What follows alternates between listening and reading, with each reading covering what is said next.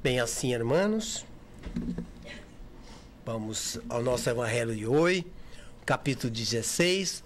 Não podeis servir a Deus e a las riquezas.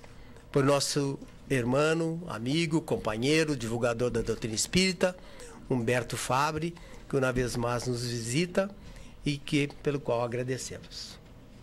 Humberto. Muy buenos días, amigos. Yo necesito que tú prenda el botón de SAP porque voy a hablar en portugués. Gracias por su comprensión. Muy bien. Como é possível, eu tenho certeza que é possível que você que fala espanhol entenda um pouquinho de português, não é verdade? O assunto que foi designado para nós, já anunciado pelo nosso irmão que nos precedeu, é o do capítulo do Evangelho, capítulo 16, não se pode servir a Deus e a Mamon. Vale lembrar que a figura de Mamon, né, quem é ou o que é, ele, apesar de ser um termo derivado na Bíblia, na realidade, ele não é uma entidade ou um deus de deuses naquele panteão de deuses politeístas. Ao contrário, ele literalmente, quando nós vamos buscar o seu significado, é dinheiro, riqueza e qualquer coisa que se relacione aos aspectos de valor. Por isso que nós encontramos Jesus mencionando a questão de que nós não poderíamos servir a Deus e a Mamon ao mesmo tempo, porque caso o fizéssemos, nós gostaríamos de um e odiaríamos o outro. A palavra é forte, mas não é bem a questão do ódio, mas nós desprezaríamos o outro. E o contrário sendo verdadeiro. Nós, quando vamos compreender os ensinos de Jesus, buscar estudá-los, nós não podemos considerar que o Cristo tenha trabalhado contra os aspectos das criaturas que busquem de forma lícita, de forma adequada, o processo do enriquecimento e os benefícios que o enriquecimento traz para a sociedade. Caso contrário, nós viveríamos um processo primitivista. Não que ele defendesse os aspectos negativos de como se usam os valores, mas ele não foi contrário, absolutamente. Tanto é que ele, uma das parábolas que ele nos traz, vai falar a respeito também, entre outras, a respeito do dinheiro, a respeito do valor. Quando ele fala a respeito da parábola dos talentos. E os talentos, nesta condição, talento era uma moeda corrente da época, que era um valor, um talento tinha um valor considerável. Fazendo a conversão para o dinheiro de hoje, se colocarmos em dólares, um talento deveria valer em torno de uns 15 mil dólares. Não era um dinheiro desprezível, uma vez que ele chega então a mencionar que ele chama o Senhor, né, esse Senhor sempre simbolizado como um proprietário, que na verdade passa a ser a figura da divindade, porque Jesus tinha que se utilizar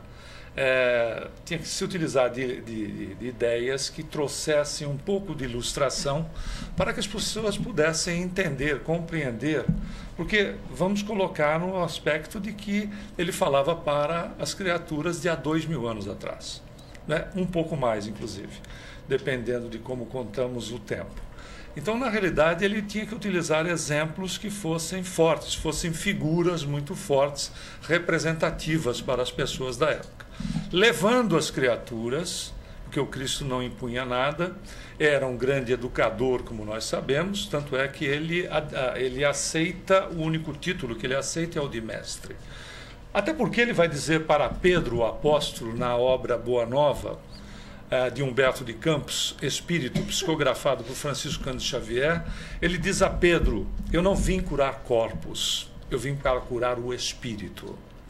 E quando nós falamos em curar o espírito, o que cura o espírito é a educação. Não só cura, como funciona como medicina preventiva.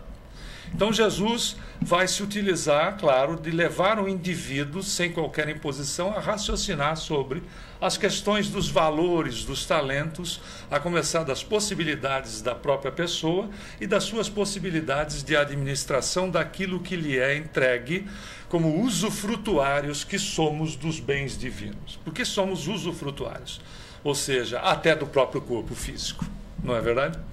Porque, por mais que nós gostemos dele, a gente não leva eles como souvenir para o plano espiritual. Mas eu gostava dele porque esse aqui estava, inclusive, bronzeado, bem malhado, etc., mas não vai levar.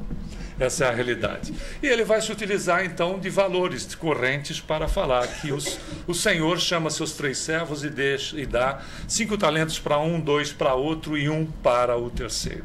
E diz, eu vou de viagem, quando voltar, vocês então vão me dar conta da administração daquilo que fizeram.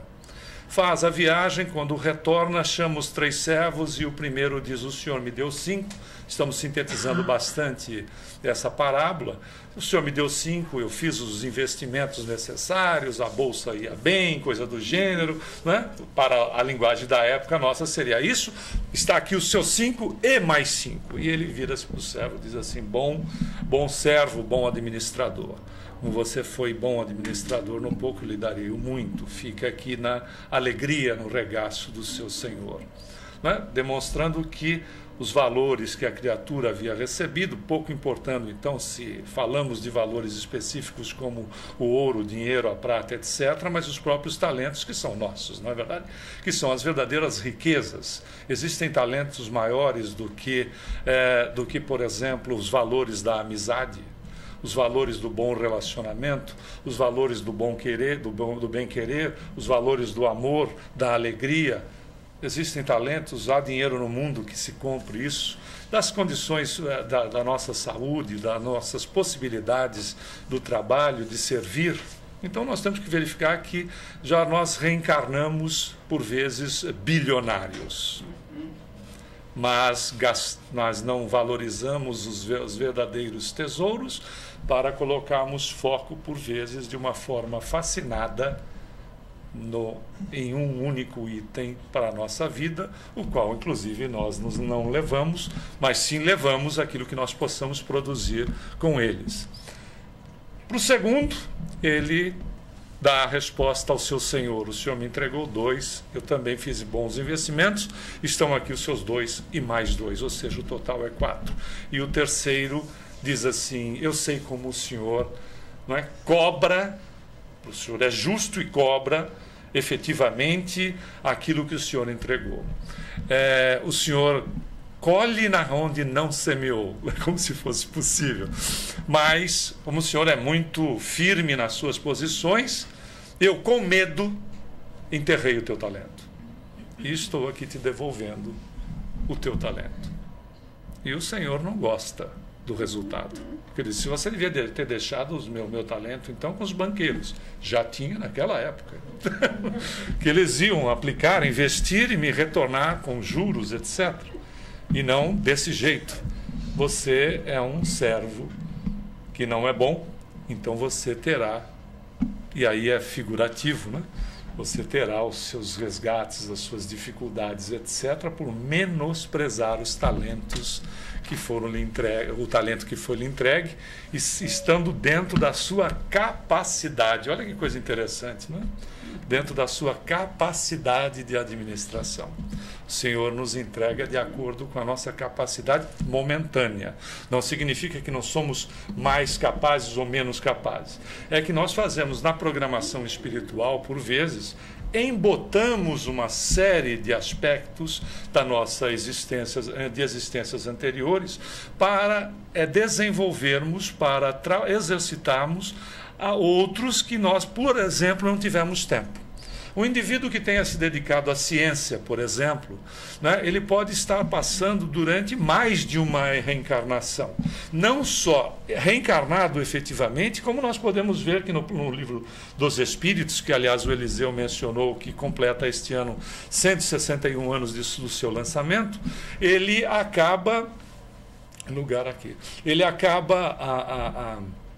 entregando esses aspectos dentro de uma situação muito interessante, porque o Kardec vai abordar que a criatura não só reencarnada age naquele tipo de atividade, que quando está desencarnada também estimula outros que lhe deem continuidade no trabalho. Então veja, por vezes essa criatura, já usado como exemplo, não é? Um cientista, ele pode estar há muitas reencarnações e nos interstícios das reencarnações, ou seja, no período em que está no plano espiritual, ele continua trabalhando, sim ou não? Estimulando outros a levarem a obra para frente. Então essa criatura, por vezes, não que ele tenha sido negligente com os exercícios da simplicidade, por exemplo. Não é?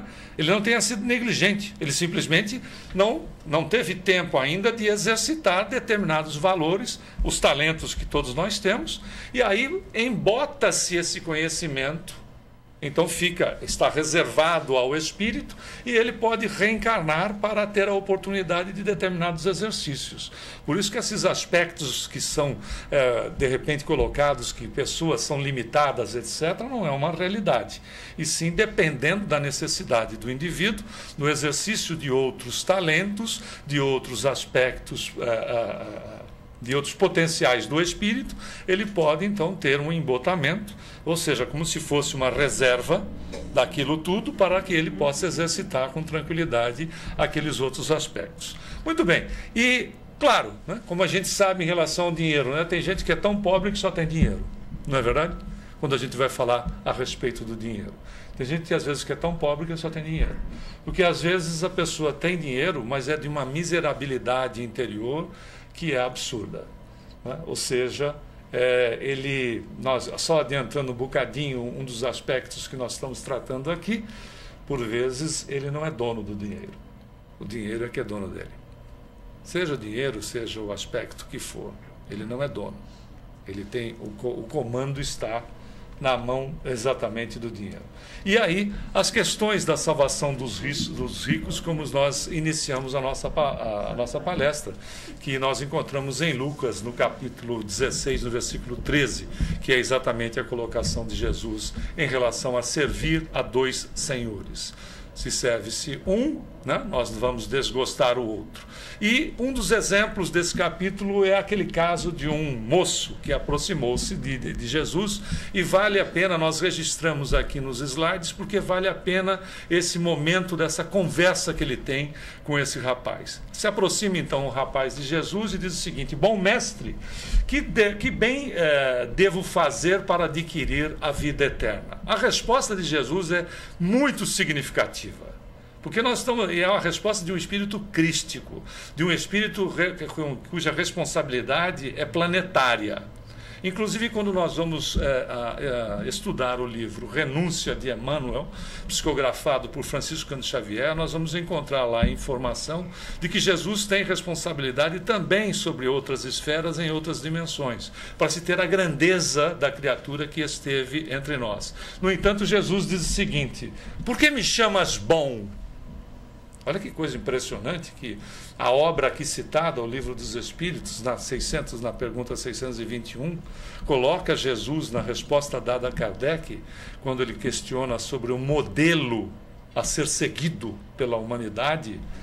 A resposta é objetiva. Vide Jesus como modelo, para se ter uma ideia da grandiosidade. No entanto, este espírito, com a grandiosidade que tem, pergunta: por que você me chama, me trata como bom? Não é impressionante? Às vezes a gente dá meia dúzia de pãozinho aí, já se acha acima do bem e do mal. É uma realidade. Quantas vezes, não é nós, não estamos generalizando, mas quantas vezes, né? Uma coisa, porque eu fui, trabalhei, fiz isso. Ok, é melhor.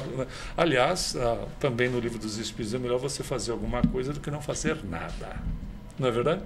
Mesmo que essa alguma coisa tenha interesse paralelo.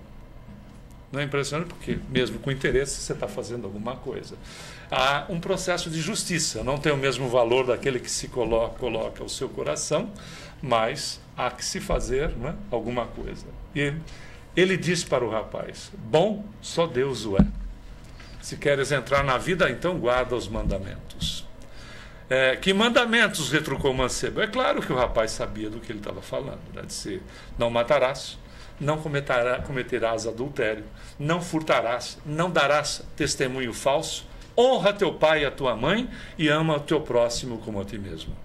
E o rapaz diz, obviamente, ele disse assim: olha, mas eu tenho guardado todos esses mandamentos, o que é que me falta ainda?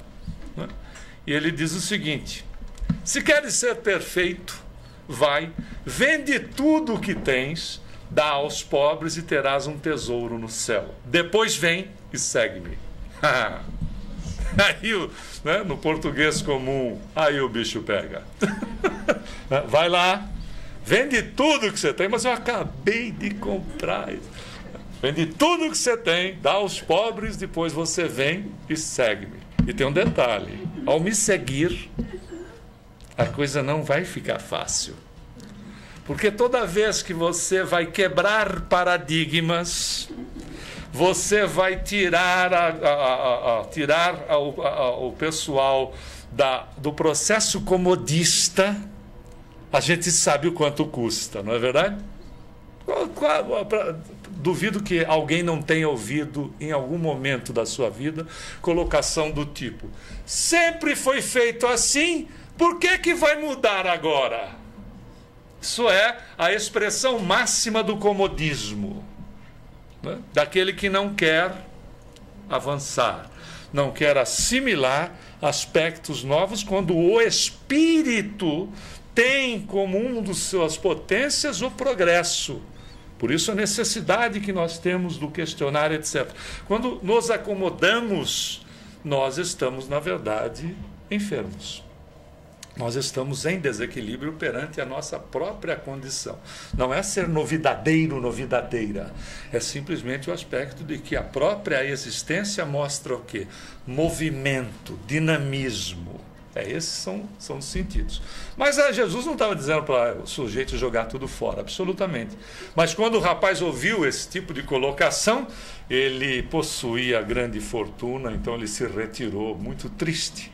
E Jesus disse então aos seus discípulos que, em verdade, bem difícil é que um rico entre no reino dos céus. Se você tiver rico, você está condenado agora, hein? Ainda uma vez vos digo, é mais fácil que um camelo passe pelo buraco de uma agulha do que entrar um rico no reino dos céus. Isso foi aproveitado de uma maneira para manipular pessoas, lamentavelmente. Porque o Cristo não poderia ter agido colocando criaturas que levam o progresso numa situação embaraçosa. Na verdade, não era isso que Jesus estava se referindo, do que um indivíduo que vai buscar, né, melhorar, vai buscar objetivos cada vez melhor, etc., na sua vida, para proporcionar a si, a sua família e a sociedade na qual está, porque é através do movimento que faz com que o benefício aconteça. Não é possível que Jesus diz assim: você está no caminho errado. Não é verdade? Não é esse aspecto. O que ele queria dizer, na realidade, é o seguinte: e o que ele diz ao moço, né, que questionava sobre os meios de ganhar a vida eterna: desfaze-te de todos os teus bens e segue-me. Ele não pretendeu, como falamos até agora, estabelecer como princípio absoluto que cada um deva despojar-se do que possui e que a salvação só a esse preço se obtém, ou seja, apenas mostrar que o apego aos bens terrenos é o obstáculo à salvação. A salvação em que sentido? A salvação dos aspectos de espiritualização do ser, da educação, da reformulação de propósitos, de reformulação de objetivos que por vezes estão equivocados. É exatamente isso, o apego excessivo a certas situações, posições ou pessoas até. O processo da autofascinação, porque nós somos espíritos, nós não precisamos de outros para agirem sobre nós, para nos fascinar. Nós já somos suficientemente capacitados. Nós conseguimos nos auto-obsediar e nos auto-fascinar com aspectos que são, às vezes, os mais ridículos para uns, mas de uma importância para o fascinado impressionante. Essas questões de apego, né, por vezes, são tão significativos, apesar de serem, às vezes, como dissemos, muito infantis. Nós, certa feita, assistimos uma entrevista não importa o Estado brasileiro, nem citamos aqui uma questão ética da pessoa, mas o repórter chegou para o cidadão em período de eleição, chegou para o cidadão e disse: o senhor é um empresário extremamente bem-sucedido no seu ramo, aliás, com várias empresas, etc., não é? Com resultados efetivos que as suas empresas dão, né? Ou seja, são resultados muito grandes, muito altos. Eu gostaria de fazer uma pergunta. Por que é que o senhor está concorrendo para esta posição? Já que o senhor é extremamente bem-sucedido em tudo o que faz, né? Ele virou-se para o repórter e respondeu de forma objetiva e simples, só isso aqui. Você sabe lá o que é ficar 4 anos sem virar a maçaneta da porta? Uau. Incrível. Porque sempre vai ter alguém que vai por aqui, doutor. Olha a questão de estar fascinado pelo poder. É um processo de autofascinação. É assim chegar no restaurante e a mesa que você quer está ocupada, não tem problema. Vão dar um jeito do indivíduo ter o seu jantar ou almoço, seja lá o que for, gratuito, mas você vai sentar lá. Não é incrível? É isso que Jesus estava falando. Sobre a questão do dinheiro, sobre esses aspectos. O apego à situação. Não é? A escravização do ser dentro de às vezes, determinados conceitos. Não só as coisas materiais, mas há esses aspectos, né, que os volumes, a matéria, etc., não atendem mais assim a questão de estar numa posição onde o orgulho seja massageado. Era isso que Jesus estava trabalhando. Aquele moço, com efeito, ele se julgava quites, né? O rapaz que conversa com ele, porque ele observava certos mandamentos. No entanto, recusava-se a ideia de abandonar os bens de que era dono. Seu desejo de obter a vida eterna não ia assim também até aquele sacrifício. Não é, Miranda? É assim, eu quero ser um espírito mais elevado, mas também não é tão elevado assim. Não é? E esse é o custo. Né? Tanto é que no Mundo Maior, André Luiz, através da psicografia de Chico, traz um caso simples e muito interessante. O Sovina tinha uma quantidade de dinheiro enorme, desencarnou. O sofrimento dele, como Sovina que era, porque o fato de desencarnar não muda, não é verdade? Não é? O desencarne não faz uma mudança consciencial na criatura. O sofrimento dele no plano espiritual era ver que a esposa e os filhos, tão logo ele desencarnou, disseram assim: ó, agora liberou geral, né? Porque era uma dificuldade miserável. Aí o sofrimento dele era ver a esposa e os filhos gastando dinheiro. E ele lá dizendo: eles estão gastando tudo. Imagina. Já desencarnado. Nós pegamos a obra Os Mensageiros, do mesmo autor espiritual, através do mesmo médium, e nós nos surpreendemos de gente internada em campo da paz, no plano espiritual, porque se deixasse ele, o desencarnado, se deixasse ele entre os encarnados, que estavam, ele seria um verdadeiro obsessor, porque ele fazia parte de uma divisão de uma herança. Então, tirar o indivíduo, levar para tratamento, ele nem se achava desencarnado, e dizendo para a pessoa que lhe atendia que ele precisava participar das reuniões, etc., para a divisão da herança. Era exatamente nesse aspecto que Jesus estava falando. Não era para menosprezar resultados e conquistas, mas sim trabalhar esses aspectos que são escravizantes na criatura. O jovem, então, podia, sem dúvida, ser um homem perfeitamente honesto na opinião do mundo. Não causar dano a ninguém, não maldizer o próximo, não ser vão nem orgulhoso, honrar o seu pai e a sua mãe, mas não tinha verdadeira caridade, sua virtude não chegava até a abnegação. Isso foi o que Jesus quis demonstrar. Ele fazia uma aplicação do princípio fora da caridade não há salvação. Há salvação nesse aspecto. A caridade é a movimentação do ser, do amor, e não é uma questão de momento. Caridade é uma questão de postura. É aonde estiver com os recursos que nos são possíveis. O grande empresário, esse que dá emprego, etc., que tem respeito pelos seus funcionários, pode ser, por vezes, uma criatura completamente ateia e será surpreendido pelo benefício que fez aos outros. Não que ele tenha, por exemplo, consciência até mesmo do seu desencarne, mas será tratado de uma forma condigna, porque obtém-se as questões do seu patamar evolutivo por aquilo que fez. Não é verdade? É Emmanuel que vai nos dizer no livro Pão Nosso o seguinte: antes de toda a fé que você possa ter no mundo, seja bom primeiro. Não é incrível? E ele diz mais: o bem que você fizer, que nós fizemos, será o nosso advogado em toda parte. Então, olha a possibilidade que, por exemplo, a riqueza, a fortuna, seja ela de que natureza for, porque, como dissemos a princípio, os talentos não estão voltados só naquilo que se tem na conta bancária ou nas propriedades, mas sim nas possibilidades que são de todos nós. É exatamente essa condição desta aplicação, né? É essa caridade que pode ser feita aonde nós nos encontrarmos, como nós estivermos, com quem nós estivermos, né? Pode ser, de repente, o simples ponto de deixar que o indivíduo mal-humorado que esteja dirigindo na I-95, na Turnpike ou em qualquer outra estrada, que nos feche pelos problemas dele, continue em paz, não é? Com a caridade de nós, inclusive, mandarmos ele seguir com Deus. Mas verdadeiramente, não é que ele segue com Deus, não é que seria melhor ir para o inferno. Mas o fato é uma realidade. Porque esta aplicação, ela é por exercício. Não se é bom por decreto. Como não se perdoa por decreto.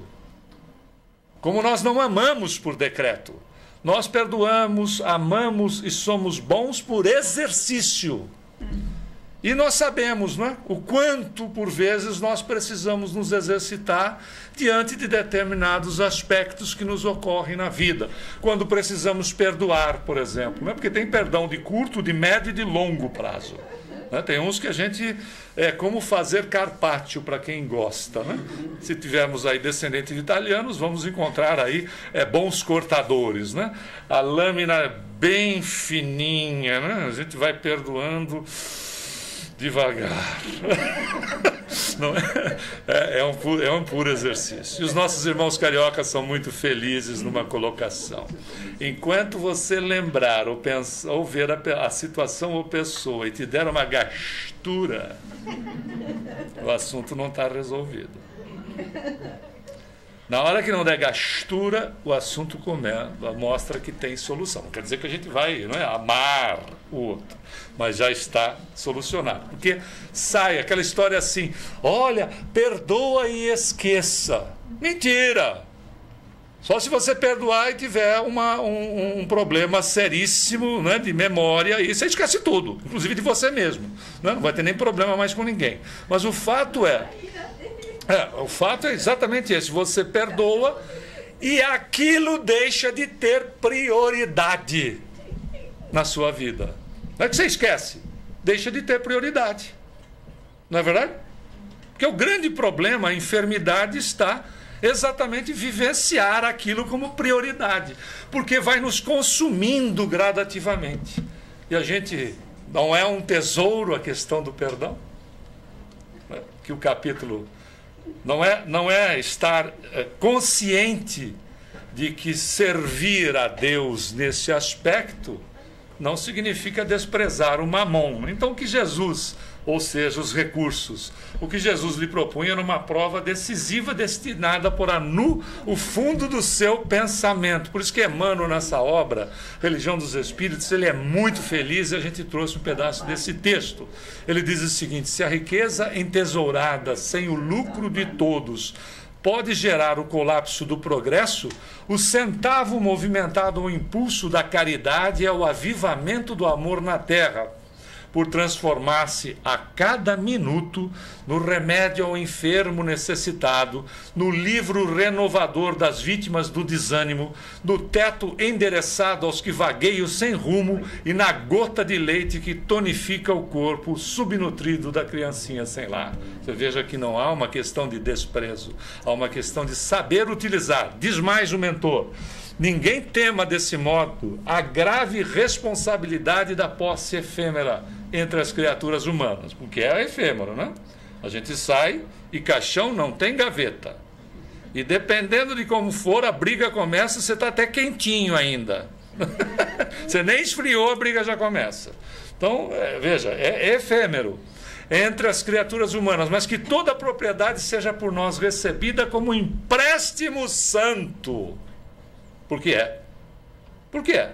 Claro. Continua ele, cujos benefícios é preciso estender em proveito geral, atentos à lei de que a felicidade só é verdadeira felicidade quando respira na construção da felicidade devida aos outros. Encerra ele dizendo o seguinte: assim, pois, compreendamos com a segurança da lógica e com a harmonia da sensatez que em verdade não se pode servir a Deus e a Mamon, mas que a nossa obrigação das mais simples é colocar Mamon a serviço de Deus. Não é genial? Porque o indivíduo bem preparado, consciente de que é um usufrutuário, vai fazer o melhor sobre todos os aspectos, a começar de si mesmo.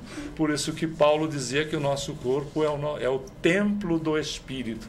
Então, os cuidados começam em relação a esse próprio tesouro que nós recebemos no processo reencarnatório. Sim ou não? Porque para desencarnar, tem passe hoje, não? Tem. Depois? É um passe. Não vai acontecer hoje, porque não é dia de desencarne, né? A gente deixa para... É como dieta, a gente deixa para segunda-feira. Aí chega na segunda-feira, deixa para outra, vai deixando. É melhor ir deixando mesmo. Para reencarnar, dá uma mão de obra miserável. Faz programação, precisa ver se os dois que vão reencarnar primeiro vão aceitar a mala sem alça, que às vezes a gente não é? Aí diz Emmanuel que a gente fica fazendo uma doce obsessão neles. Você fala umas coisas bacanas para ela, fala que você ama essa criatura, pelo amor de Deus. Mas eu já não, né? Nós homens temos uma complicação em relação a isso, não justificando, mas vendo alguns aspectos educacionais distorcidos, que a gente tem uma dificuldade às vezes de dizer isso para a pessoa, não é verdade? Já não basta o que eu estou fazendo. Essa é a nossa saída. Você não vê como as minhas expressões em relação a você já não são o suficiente? Não, mas eu quero ouvir. Claro, porque elas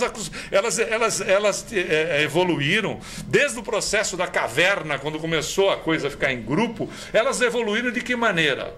Falando entre elas e com as crianças, enquanto a gente fazia o quê? Nós éramos caçador. A gente não ia fazer DR caçando, né? Discutir relacionamento caçando.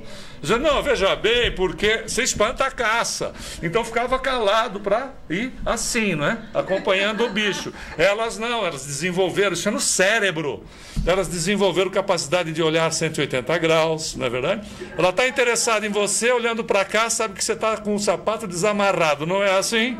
Não é? E falavam entre elas, por isso que falam, são multitarefas, fazem tudo ao mesmo tempo, na verdade conversa todo mundo no elevador ao mesmo tempo. Se você entra com o homem, se você entra no meio do elevador, todas elas falam ao mesmo tempo, elas se entendem e a gente sai que nem um zumbi de lá de dentro, porque não consegue acompanhar as coisas. Mas é isso, não é verdade? É uma realidade, são os tesouros do processo evolutivo, que fez diferente, mas ao mesmo tempo complementar um do outro. Olha como a beleza da natureza.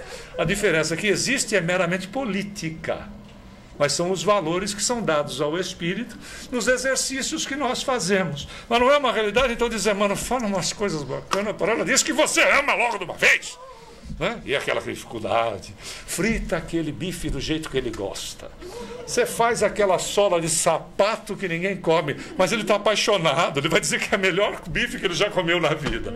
É uma realidade. Para dar certo, para a gente ter o tesouro da reencarnação. Para desencarnar, quando nós trabalhávamos numa grande casa no Brasil, nós assistimos 3, não no mesmo dia, tomando passe. Encarnou. Aí a pessoa, graças a Deus, chegou uma hora que estava graças a Deus assim. Simples assim. Mas não nos preocupemos, né? O professor Herculano Pires, José Herculano Pires, no livro Educação para a Morte, diz assim: a gente morre de medo de morrer e treina todas as noites quando sai do corpo. Vá treinando, um dia você alcança o resultado. Olha que verdade. Mas é uma verdade. A gente morre de medo de morrer e faz isso toda noite. Sai do corpo. Você agora fica tomando café com Coca-Cola, etc., né, a noite toda para não dormir, porque de repente sai e não volta. É simples assim. Não são tesouros? Não são os talentos que Deus nos dá sobre todos os aspectos? Por isso, uma das passagens foi com Zaqueu. Olha como Jesus não menosprezava os recursos. Ele estava passando na cidade, Zaqueu era baixinho, pequenininho, pulando no meio da multidão para tentar ver Jesus, não conseguiu, subiu num sicômoro, que no Brasil é conhecido como Figueira Brava. E Zaqueu era coletor de impostos, Zaqueu era um sujeito muito rico. E ele, quando passa por debaixo do sicômoro, diz: Zaqueu, desce daí que essa noite eu vou pernoitar na sua casa. Imaginou você receber Jesus em casa? Aliás, conta-se no livro o 13º Apóstolo que muito provavelmente Zaqueu possa ter sido uma das reencarnações de Bezerra de Menezes, o doutor Bezerra de Menezes. E aí Zaqueu fala como administra a sua fortuna. Até mesmo quando ele descobre que causou prejuízo a alguém, ele falou: eu vou lá e retribuo em dobro se eu prejudiquei alguém. E aí Jesus vira-se para ele, foi um escândalo, né? Imagina, Jesus escandalizava as pessoas, porque fazia o quê? Quebrava paradigma, né? Que tirava as pessoas do comodismo. Aí Jesus disse para ele: hoje, Zaqueu, entrou a salvação na sua casa. Não era salvação de natureza física, mas conscientização diante da vida, em saber utilizar os recursos que o Senhor nos deu. Mas Jesus também conta uma parábola a respeito da má utilização dos recursos. Quando ele vai falar de Lázaro, que é um mendigo que comia da mesa de um rico senhor, e em determinado momento, para deixar a parábola bem simplificada, bem sintética, desencarna o rico e vai encontrar lá, junto com Abraão, né, o pai da sociedade, vai encontrar então o Lázaro junto, mas o rico, que havia sido muito mal durante a sua existência toda, extremamente egoísta, uma criatura vivendo só para ela mesma, o rico diz para ele: está em sofrimento. O rico, Jesus mostrando os aspectos das dimensões no plano espiritual, que cada um cria o seu mundo particular, não é verdade? O indivíduo não precisa estar desencarnado para vivenciar o paraíso ou o inferno em si mesmo. É uma questão exatamente não é de local, mas é uma questão de postura mental.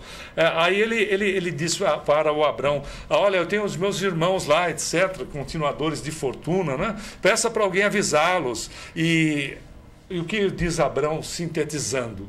Eles não têm Moisés e os profetas? E se utilizem daquilo que foi ensinado. Essa colocação desta parábola de Jesus ecoa nos nossos dias, com uma diferença. A mesma pergunta pode se fazer. Eles não têm Jesus e o Evangelho? Evangelho como roteiro de espiritualização. Evangelho como iluminação, farol que ilumina as criaturas. Na realidade, isso é o Evangelho, sintetizado em aspectos de que faça para o outro aquilo que você gostaria que o outro lhe fizesse, e sintetizado todas as leis dos profetas na condição de que ama a Deus sobre todas as coisas e ao próximo como segundo mandamento, como a si mesmo. Essa pergunta então ecoa para os nossos dias exatamente dessa maneira. Eles não têm Jesus e o Evangelho? Para que precisa de mais, não é verdade? Já não tem o suficiente? Não falamos na frase de Emmanuel: seja bom primeiro. Não é fantástico? Por isso, essa questão da riqueza, ela é importante sobre todos os aspectos quando nós, diante dela, na possibilidade de termos ou de estarmos construindo, ela ser bem utilizada. Então, na realidade, é sempre bom, né? Um pouquinho assim sempre é bom. Mas é interessante que a gente tenha, como dissemos a princípio, e vão ser os meus desejos que você tenha muito dinheiro. Claro, por que não desejar o melhor para os outros, para ser beneficiado com aquilo que você deseja? Não é verdade? Quando você faz alguma coisa de positivo para alguém, você está fazendo para quem? Se não para você mesmo. Quando você faz alguma coisa de equivocada para alguém, você está fazendo para quem também? Se não para você mesmo. Por isso, é inteligente ser bom. Não é verdade? Ser bom é ser inteligente, porque é usar a inteligência no exercício das nossas potencialidades. Olha que fantástico. Então, nós temos essa possibilidade de uma maneira inteligente de fazermos esse exercício, de utilizarmos desses benefícios para nós mesmos. Então, desejar o bem para os outros é ótimo, porque isso está, primeiro, reveste quem está desejando, vai de encontro a essa pessoa, acaba assimilando outras sugestões em outros planos mentais que também são elevados e volta enriquecido daquilo que nós doarmos, ou seja, todo pensamento emitido volta para nós enriquecido daquilo que nós temos como interesse objetivo. Simples assim. Então, eu desejo que vocês tenham muito dinheiro. Nem muito, nem pouco. O necessário para viver. E que um dia, pelo menos, na vida, você pegue um pouco dele na mão e diga, isto é meu. Sabe para quê? Para exatamente, para que fique bem claro quem é dono de quem. Não é importante? Para que ficar claro quem é dono de quem. Mas eu não desejo só isso para você. Eu também desejo que você seja muito rico de saúde. E que seja também muito, muito rico de amizades. Que seja extremamente rico de sorrisos. Que seja muito rico de paz e felicidade. E que também seja muito rico de fé e oração. E, acima de tudo, que seja riquíssimo de amor. E também te desejo que você seja muito rico de paz com Jesus. E falando em paz, meus amigos, tenham todos muita paz. Muy bien. Gracias.